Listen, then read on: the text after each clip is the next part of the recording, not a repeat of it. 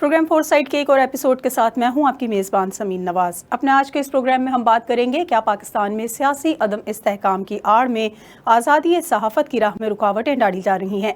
पाकिस्तान की पार्लियामेंट ने गुज़िश्ता दिनों पैमरा तरमीमी बिल 2023 मंजूर किया है, जिस बिल पर सहाफ़ी बरादरी और human rights commission of Pakistan की तरफ से तनकीद जारी है। अमरीकी महकमा खारजा की ब्रीफिंग में भी इस बिल पर रद्द-ए-अमल के हवाले से सवाल किया गया, जिस पर स्टेट डिपार्टमेंट के तर्जुमान ने अपने जवाब में आज़ाद सहाफ़त के लिए अमरीकी अज़्म की बात की और कहा कि अमरीका पाकिस्तान समेत तमाम मुताल्लिक़ा ममालिक से फ्रीडम ऑफ प्रेस के हवाले से मसाइल पर बात करता रहता है। पैमरा तरमीमी बिल एक ऐसे वक्त पर मंजूर हुआ है जब सहाफ़ी और सहाफ़ती इदारे पाकिस्तान में जारी सियासी अदम इस्तेहकाम के दरमियान खुद ही खबर बने हुए हैं। कहीं रिपोर्टर्स को सियासी इंतशार की कवरेज पर हरासियत और मारपीट का सामना है, तो कहीं उनकी गुमशुदगी एक मुअम्मा बनी हुई है। लेकिन मौजूदा सूरत हाल पाकिस्तानी सहाफ़त के लिए नई नहीं है। क्या वजह है कि अक्सर सियासी इंतशार और अदम इस्तेहकाम के दौरान जब हालात व वाक़यात की सच्चाई को सामने लाने का काम सबसे अहम होता है, सहाफ़ी खुद खबर बनते नजर आते हैं। आज के प्रोग्राम में इसी हवाले से हम बातचीत करेंगे, जिसके लिए गुफ्तगू पर हमारे साथ मौजूद होंगे सीनियर तज्ज़ियाकार हैं पाकिस्तान के दारुल हुकूमत इस्लामाबाद से हमें ज्वाइन करेंगे एहसान कोहाटी, जबकि ह्यूस्टन टेक्सास से हमें ज्वाइन कर रहे हैं सीनियर तज्ज़ियाकार मसूद अब्दाली। दोनों से गुफ्तगू का आगाज़ करेंगे, लेकिन एक ब्रेक के बाद। वेलकम बैक नाज़रीन, प्रोग्राम फोर साइट में एक बार फिर आपको खुशामदीद कहेंगे। और ब्रेक पे जाने से कबल जिस तरह से बात हो रही थी, पाकिस्तान में पैमरा तरमीमी बिल 2023 के हवाले से कुछ गुफ्तगू करेंगे। इस वक्त हमें इस्लामाबाद से ज्वाइन कर चुके हैं सीनियर सहाफ़ी हैं एहसान कोहाटी। बहुत शुक्रिया सर, आपने वक्त दिया प्रोग्राम के लिए। ये बता दीजिए कि इस वक्त पाकिस्तान को कई बहरानों का सामना है। माहिरीन की राय में सियासी अदम इस्तेहकाम और गैर यकीनी की सूरत हाल मुल्क के दूसरे बहरानों को मज़ीद गहरा कर रही है। सहाफ़ी बरादरी का शिकवा है कि सियासी इंतशार का फ़ायदा उठाकर उन पर आज़ादी से काम करने की राह में रुकावटें डाली जा रही हैं। क्या पाकिस्तान के सियासी अदम इस्तेहकाम का सहाफ़ियों पर दबाव से बराह रास्त कोई ताल्लुक़ है? बहुत गहरा ताल्लुक है उसमें। देखिए कि जब मुशर्रफ साहब का दौर था और उन्होंने जब टीवी चैनल्स को आज़ादी दी, बल्कि मदर पिदर आज़ादी दी, तो उसके बाद जो खुद ही उन्हें महसूस हुआ कि यार यहाँ उनको कंट्रोल भी करना चाहिए। इससे पहले भी देखें जब चैनल्स नहीं थे तो साफ़ी ने कोड़े खाए। अब आपके कराची के प्रेस क्लब में अभी भी वो पीढ़ी मौजूद है हमारे असातिज़ा की, हमारे सीनियर्स की, जो हमें बताते हैं, जिन्होंने कैदोबंद की सऊदी बर्दाश्त की। तो आज़ादी इज़हार हमेशा हुक्मरानों को खटकता रहा है, चाहे चैनल्स हों ना हों। जब अखबारात थे तो तभी सब कुछ हुआ करता था, अभी चैनल्स आ गए हैं तो अभी सब कुछ हो रहा है, सब कुछ प्रॉब्लम चल रहे हैं। अब जो पैमरा का जो ये तरमीम जो की गई हैं, 9 सेक्शंस में तरमीम की हैं, 6 सेक्शंस के अंदर नई तरमीम सामने लेकर आए हैं और बीच में एक बड़ी मीठी सी शीरीनी हमारे मुंह में डाल दी गई है। कहा गया कि जनाब आली, आप लोगों को तनख्वाहों के दिलद्दर से आज़ाद कर रहे हैं।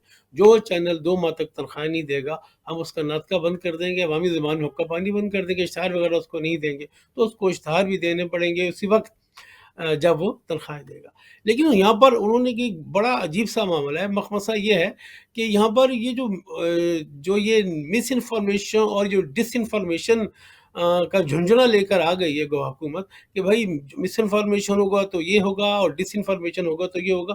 तो हम सब परेशान हैं। डिस्कस हो रहा है सहाफ़ती हलकों में कि भाई ये मिस इन्फॉर्मेशन क्या होता है और डिसइन्फॉर्मेशन क्या होगा, और फिर उसके बाद ये कि इसका फैसला कौन करेगा और फिर सज़ा क्या होगी, क्या मामला होगा, क्या किया जाएगा।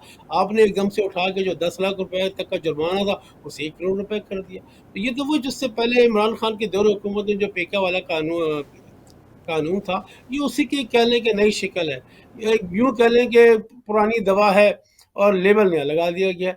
सहाफ़ी हलकों में काफ़ी तशवीश पाई जाती है। अच्छा, अगर दयानतदारी से अगर देखा जाए तो इसमें अगर वो बात करते हैं तो बिल्कुल दुरुस्त बात करते हैं। साथ अगर कोई कहे कि अगर आपके पास सबूत है तो आप खबर दीजिए, अगर आपके पास सबूत नहीं है तो खबर ना दीजिए। तो हमारा यहाँ पर बरे-सग़ीर की सहाफ़त का एक बड़ा मसला ये है कि ज़राए, हम खबर चला रहे होते हैं ज़राए के मुताबिक। ज़राए का कहना था कि ज़राए ने कहा कि अब ये खबरें ज़राए कौन होते हैं? ये ज़राए पुलिस डिपार्टमेंट के लोग होते हैं। अब कुछ कोई बाज़ औक़ात ऐसा होता है कि जो सोर्स है, वो अपनी सिक्योरिटी की वजह से सामने नहीं आना चाहता और उसके बाद एक बहुत बड़ा केस होता है, एक स्कैंडल होता है, इश्यू होता है।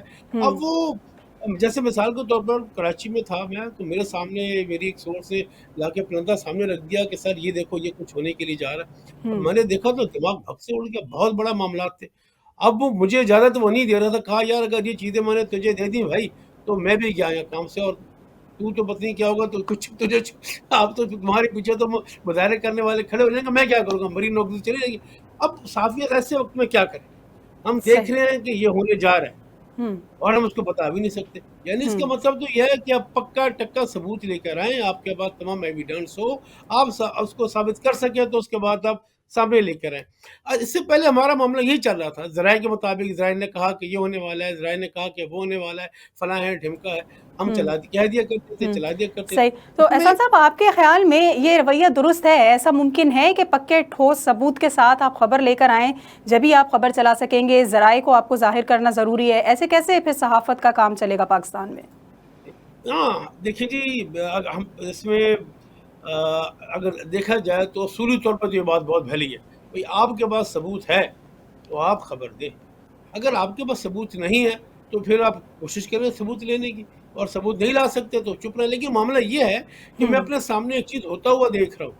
میں کیسے، یعنی کہ میرے جو کوڈ آف ایتھکس ہے، میں جو ایک صحافی کا جو اخلاقیات ہیں، وہ کیسے اس بات کو دبا کے اور چھپا کے بیٹھے. ایک کرائم رپورٹر ہے، اسے پتہ چلتا ہے کہ فلاں صاحب کے ساتھ کچھ معاملات ہونے کے لیے جانے والے ہیں، اس کے ذرائع اس کو بتا دیتے ہیں، لیکن کیا وہ ذرائع کو کوٹ کرے؟ انہیں کہا کہ ایک منٹ بھائی رک جا ذرا، تمہارے ایک ویڈیو کلپ لے لوں. خیر پاسبل نہیں ہے. تو آنے والے دنوں میں صحافت تو بڑی مشکل ہو جائے گی، بہت مشکل ہو جائے گا، خاص کر اس ملک کے اندر کہ جہاں پر اتنی ساری پرابلمز ہیں، اتنی ساری چیزیں ہیں، مشکلات ہیں. صحافیوں کے لیے ویسے بڑا کڑا وقت ہے، ڈنڈے پڑتے ہیں، لاٹھیاں پڑتی ہیں، گولیاں کھاتے ہیں، گرفتار ہو جاتے ہیں، لاپتہ ہو جاتے ہیں. تو اب ان کو یعنی کہ ان کے سامنے ایک اور بڑا رسک لا دیا گیا کہ جناب علی سب کچھ کر کے لیں. تو میرا خیال ہے ہونا یہ جا رہا ہے کہ میں اور آپ بیٹھ کے ہمارے بچے کارٹون نیٹ ورک دیکھا کریں گے، اور ہم لوگ یہاں پہ کچھ ڈرامے ورامے دیکھا کریں گے، پی ٹی وی کے ہوں. سونا ہے ساس والے، صحیح. بہو والے، باقی کچھ چلا کرے گا. صحیح. ٹھیک. اچھا احسان صاحب، یہ بتائیے کہ ایک ایسے دور میں جب جمہوری جماعتیں، چاہے پی ڈی ایم ہو یا اس سے پہلے عمران خان کی تحریک انصاف کا دور دیکھ لیا جائے، یا پی ایم ایل این یا پیپلز پارٹی، ان سب ادوار میں دیکھا گیا ہے کہ صحافیوں کو قدغنوں کا سامنا رہا ہے اور صحافی اٹھائے بھی گئے ہیں. تو پھر کیسے جمہوری معاشرہ مضبوط ہوگا اگر جمہوری لیڈرز ہی گھٹنے ٹیک دیں گے؟ جو صحافی اٹھاتے نہیں ہیں، اپنے لیڈروں کے جوتے اٹھا لیے جاتے ہیں. آپ دیکھیں سابقہ دور حکومت، یعنی عمران اس کے لیے تخصیص نہیں ہے کہ حکومت بنی گالہ کی ہو، جاتی عمرہ کی ہو، یا ہمارے سندھ والے سندھ دھرتی والوں کی ہو. کڑا وقت ہمیشہ سے رہا ہے صحافیوں کے لیے، کڑا وقت ہمیشہ سے رہا ہے. کسی اور کو میں اپنی کیا بات کروں، صرف میں اپنی بات کروں گا. 2011 میں رپورٹنگ کر رہا تھا، وہ کراچی میں نماز چلنے کے پر گولیاں ماری گئی مجھے، 3 گولیاں 4 گولیاں مجھے ماری گئی. کوئی انویسٹیگیشن کہاں ہوئی، کس نے ماری، کون پکڑا گیا، کون نہیں پکڑا گیا؟ ایک صحافی تھا نا، بچ گیا تو بچ گیا، مر گیا تو مر گیا. ولی ہوں. بابر کے علاوہ کتنے لوگ ہیں جن کے قاتل پکڑے گئے ہیں؟ ولی بابر ایک لکی تھا، اللہ سے غریق رحمت کرے، ان دونوں میں لکی تھا کہ اسے قاتل پکڑا گیا. ورنہ کتنے کس کے پکڑے گئے؟ جس کا دل چاہتا ہے اس کو اٹھا کے لاپتہ کر دیا جاتا ہے، نہیں پتہ چلتا کون اس کو لے گیا، کہاں اس کو لے گیا. یہ جتنی بھی حکومتیں ہیں، یہ اپوزیشن میں جب ہوتی ہیں تو ہم ان کے آنکھوں کے تارے ہوتے ہیں، راج دلارے ہوتے ہیں. لیکن جب یہ لوگ حکومت میں آ جاتے ہیں تو یقین ہوں. کریں ہمیں انہیں اتنا برا لگتے ہیں، اتنے برے لگتے ہیں، کہتے ہیں کہ کسی کالی بلا کو، ڈین کو دیکھ لیں، صحافیوں کو نہ دیکھیں. جب صحافیوں پر، جس طرح آپ نے اپنی مثال بھی دی، تو صحافیوں پر ہونے والے حملوں کی تحقیقات مکمل نہیں ہو پاتی، کوئی نتائج سامنے نہیں آ پاتے، کتنا کمزور کرتے ہیں یہ آزاد صحافیوں کی حفاظت کے معاملے کو پاکستان میں؟ اور جب تک انکوائری کمپلیٹ نہیں ہوگی، یہ مستقبل میں بھی کیسی طرح چلتا رہے گا؟ میرے خیال میں یہ میں اکثر ایک بات کہتا ہوں کہ پاکستان ایک ڈھلان سے لڑکتا ہوا بھاری ٹرک ہے جس کی ہوں. بریکیں فیل ہو چکی ہیں. بالکل لڑکتا ہوا جا رہا ہے اور جا کے پتنی کھائی میں جا کے کہاں جا کے گرے، کوئی بریکیں لگ نہیں رہی ہیں. تو جس طرح سے ہر شعبہ انحطاط کا شکار ہے، اسی طرح سے صحافت کا بھی حال ہے، اور صحافت کے ساتھ جڑے ہوئے دوسرے لوگوں کا حال ہے. آپ نے گورننس کی بات کر رہی ہیں، حکومت کی بات کر رہی ہیں، یہ تو بالکل پرلے درجے کے نالائق نکمے لوگ ہیں. ان سے آپ کیا توقع کرتی ہیں؟ جن کو تو بس صرف اپنا معاملات کا پتہ ہوتا ہے، اپنی چیزوں کا پتہ ہوتا ہے. صحافی کے لیے ان کے پاس کیا ہوتا ہے؟ کچھ بھی نہیں ہوتا. آپ مجھے بتائیں کہ کتنے صحافی ہیں، کتنے کیمرہ مین ہیں، کتنے بیچارے مارے جاتے ہیں، مر جاتے ہیں، ان کے پاس کچھ نہیں ہوتا. ان کے پاس ان کا ایک پی آر او ہوتا ہے، کوئی مر جاتا ہے تو اس کے بعد 6-7 کی یہ لوگ ایک پریس ریلیز جاری کر دیتے ہیں کہ جناب بڑا ان کی بڑی خدمات تھی، فلاں تھی، فلاں تھی، فلاں تھی. ابھی کراچی میں دیکھ لیجئے، نادر شاہ عادل صاحب بہت بڑے صحافی ہیں، سینکڑوں تو ان کے شاگرد ہیں. لہری کے اسپتال کے اندر بیچارے گندے بستر پہ پڑے ہوئے تھے. کسی حکومت کو، کسی کو بلاول ہاؤس میں کسی کو نظر نہیں آیا، کسی کو پتہ نہیں چلا. کچھ لوگوں نے شور مچایا تو پھر انہیں خیال آ گیا, اٹھا کے ضیاءالدین اسپتال میں لے کے چلے گئے. جہاں پر صحافیوں کی یہ وقت ہو, جہاں صحافیوں کا یہ حال ہو, وہاں آپ کیا سمجھتی ہیں کہ صحافت کو یہ لوگ کتنا زیادہ نوبل سمجھتے ہوں گے اور صحافیت کو کتنا زیادہ ویلیو کرتے ہوں گے؟ یہ سارے کے صحیح. سارے ہم انہیں برے لگتے ہیں, ہمیں اچھے نہیں لگتے کہ ہم ان کو آئینہ دکھاتے ہیں. صحیح. ان کی مرضی کی بات کرنے لگ جائیں تو ٹھیک ہو جائیں گے. ٹھیک ہے, بہت شکریہ. احسان کوہاٹی ہمارے ساتھ موجود تھے اور ہم نے کچھ بات چیت کی دنیا میں صحافتی اصولوں کی موجودگی میں پاکستان کی موجودہ صحافی صورتحال کے حوالے سے اپنے نظریے کا وہ اظہار کر رہے تھے. ایک بریک لیں گے اور بریک کے بعد واپس آئیں گے تو مسعود عبدالی ہمارے ساتھ موجود ہوں گے, ان سے گفتگو کا آغاز کریں گے. ہمارے ساتھ رہیے. ویلکم بیک ناظرین, پروگرام فور سائٹ میں ایک بار پھر آپ کو خوش آمدید کہیں گے. بریک پہ جانے سے قبل احسان کوہاٹی سے بات چیت ہو رہی تھی, اسلام آباد میں موجود تھے اور کچھ صورتحال کے حوالے سے بتا رہے تھے. اس وقت ہمیں جوائن کیا ہے سینئر تجزیہ کار مسعود عبدالی, ہمارے ساتھ موجود ہیں ٹیکساس سے. بہت شکریہ عبدالی صاحب آپ نے وقت دیا سر پروگرام کے لیے. سب سے پہلے مجھے یہ بتا دیجیے اور ہمارے دیکھنے والوں کو بھی تھوڑا سا یہ سمجھا دیجیے کہ دنیا میں صحافت کے کیا اصول ہیں, آزاد صحافت سے کیا مراد ہے, اور آزادی صحافت کو پاکستان میں جس طرح سے دیکھا جاتا ہے اور اکثر و بیشتر مواقعوں پر یہ شکایات کی جاتی ہیں یا تحفظات کا اظہار کیا جاتا ہے کہ پابندی سلاسل ہے صحافت پاکستان میں, آپ کیا سمجھتے ہیں, کیا ایسا ہی ہے, صورتحال ایسی ہی ہے؟ دیکھیں, آزادی صحافت کا تو مطلب یہ ہے آزادی اظہار رائے کہ ہر قلمکار کو اور ہر نشرکار کو اس بات کی یاد ہونی چاہیے کہ وہ اپنا مطمع نظر بیان کرے, جو بھی اس کا نقطہ نظر ہے, سوائے اس کے کہ اس کے اندر کوئی الزام تراشی ہے, جھوٹے الزامات ہیں, تو اس کے لیے پاکستان میں دنیا کی ہر جگہ کی طرح پاکستان میں قوانین موجود ہیں کہ اس کے ذریعے جو ہے وہ سزا دی جا سکتی کچھ شخص کو الزام لگائے. لیکن اس کے علاوہ جو تجزیے کے معاملے میں جو آزادی ہونی چاہیے کہ صحافی جو چاہے لکھ کے, ہر قلمکار یا نشرکار جسے ہم کہتے ہیں آپ لوگ براڈ کاسٹرس, وہ جو چاہیں اپنا معافی ضمیر بیان کرے. اور یہ ناظرین اور قارئین پر ہے کہ اگر ایسا اخبار جو خراب تجزیے شائع کرتا ہے, جو جانبدار نظر آتا ہے, لوگ خود ہی اس کو پڑھنا چھوڑ دیں گے اور دیکھنا چھوڑ دیں گے. اور ہم یہ دیکھتے ہیں ریٹنگ مسلسل ہوتی رہتی ہے اخبارات کی بھی اور نشریاتی اداروں کی بھی, ٹیلی ویژن کی بھی اور ریڈیو کی بھی, تو یہ ہو سکتا ہے. لیکن ایک جو مسئلہ ہے پاکستان میں, دنیا بھر میں ہر جگہ پر جو حکمراں ہیں ان کو آزادی پسند نہیں ہے, ان کو تنقید پسند نہیں. کوئی بھی شخص بلکہ حکمراں کے ہر شخص کو کسی شخص کو تنقید اچھی نہیں لگتی اور آج وہ چاہتے ہیں کہ تنقید کا نقادوں کا جو ہے منہ بند کر دیا جائے. تو یہ کوئی آج کی بات نہیں, ہمیشہ سے ہو رہا ہے. پاکستان کا معاملہ یہ ہے کہ پاکستان کی تاریخ میں, یعنی میں سمجھتا ہوں 1947 سے لے کر اب تک کبھی بھی آزادی صحافت ان معنوں میں نہیں رہی جیسے ہونی چاہیے. اس کی وجہ کہ ہمیشہ پریس پبلیکیشن آرڈیننس رہا ہے کسی نہ کسی شکل میں. کبھی اب جیسے آج کل کیمرہ ہے, اسی طرح حتیٰ کہ جمہوری حکومت جسے ہم کہتے ہیں بھٹو صاحب کی, وہ یعنی جسے کہتے ہیں بدترین حکومت میں سمجھتا ہوں تھی آزادی صحافت کے معاملے میں. کہ ہمارے روزنامہ جسارت کو 1 سال بند رہا, نوائب وقت بند ہوا, اسی دوران جو ہے زندگی بند ہوا, دوسرے اخبارات تکبیر بند ہوا. میں تکبیر سے واپس اس بارے میں خود میرے آرٹیکل کے اوپر جو ہے وہ سلمان رشتے کے بارے میں نے آرٹیکل لکھا جس پر تکبیر بند ہو گیا. تو یہ سارے معاملات جو ہے وہ ہمیشہ سے ہے. بلکہ شاید آپ کے ناظرین کو بات پسند نہ آئے یا اچھی نہ لگے, پاکستان کا جو سنہری دور رہا ہے صحافت کے اعتبار سے, وہ 2008 سے لے کے 2013 تک کا ہے, جب زرداری صاحب ملک کے صدر. زرداری صاحب سے ہزاروں اختلاف ہو سکتے ہیں, ان کے اخلاق ان کے یعنی کرپشن کے بارے میں بھائی کئی کہانیاں مشہور ہیں, لیکن سچی بات ہے کہ وہ جو دور تھا 2008 سے 2013 تک کا, وہ آزادی صحافت تو سنہری دور تھا, شہر آزادیوں کا سنہری دور تھا, وہ بنیادی حقوق کا سنہری دور تھا.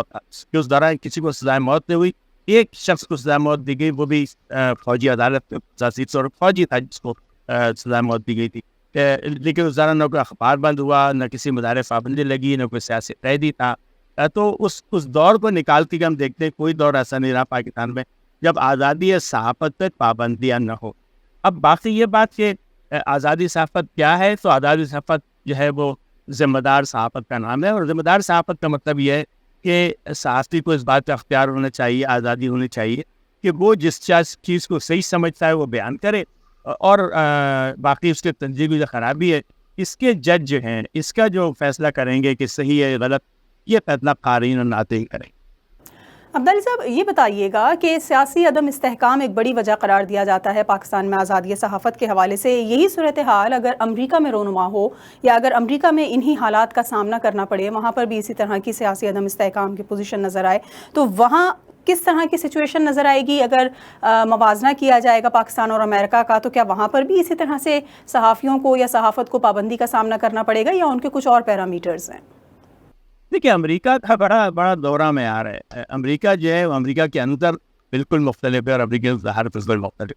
یعنی امریکہ کے اندر وہ شہری آزادی بھی ہے, انسانی حقوق بھی ہیں, سارے معاملات ہیں.